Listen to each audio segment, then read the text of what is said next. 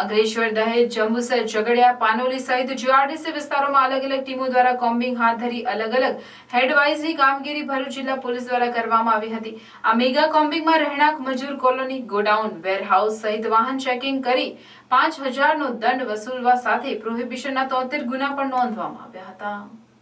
જિલ્લામાં અલગ અલગ તાલુકા સ્થળોએ જીઆરડીસી આવેલ હોય જેથી મેગા કોમ્બિંગનું આયોજન કરવામાં આવેલ, જેમાં નાયબ પોલીસ અધિક્ષક ભરૂચ, અંકલેશ્વર, જંબુસરના સુપરવિઝન હેઠળ ભરૂચ જિલ્લા પોલીસની અલગ અલગ ટીમો બનાવી ભરૂચ શહેર C division police station, Ankleshwar GRDC police station, Panoli police station,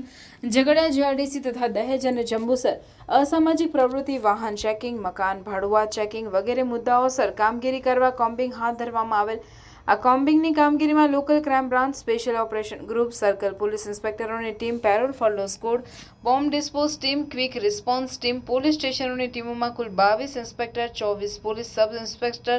તથા 230 જેટલા પોલીસ કર્મીઓ જોડાયેલ અને કોમ્બિંગ દરમિયાન અસરકારક અને પરિણામલક્ષી કામગીરી હાથ ધરી 66 ગોડાઉન, વેરહાઉસ, 30 જેટલી મજૂર કોલોની અને વસાહતનું ચેકિંગ કરવામાં આવેલ, જેમાં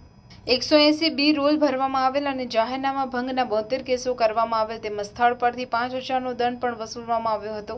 આ ઉપરાંત મોટર વ્હીકલ એક્ટ હેઠળ